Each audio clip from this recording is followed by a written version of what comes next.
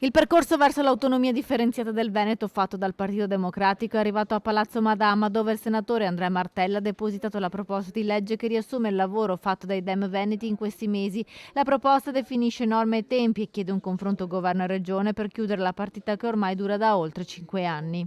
Noi abbiamo indicato il modo per farlo.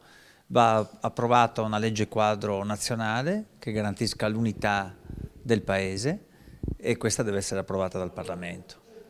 È necessario stabilire i livelli essenziali delle prestazioni per garantire l'uguaglianza di tutti i cittadini ed è necessario stabilire quelli che sono i fabbisogni standard per l'attribuzione delle competenze alle varie regioni. Devono essere approvati i LEP, i livelli essenziali di prestazione, fatti sulla base di fabbisogni standard. Quello che chiediamo sostanzialmente, al di là del disegno di legge, è proprio di aprire con tutti i cosiddetti stakeholders regionali una discussione: cos'è che ci serve, cosa ci cambia poi in termini di organizzazione della nostra vita e in termini di efficienza di sistema, in che modo cosa mi comporta in termini di sburocratizzazione. Queste dovrebbero essere le grandi domande. In tema di materie il PD chiede che ci si concentri sul sostegno al lavoro, impresa e rigenerazione ambientale e che altre materie invece come per esempio la scuola vengano escluse.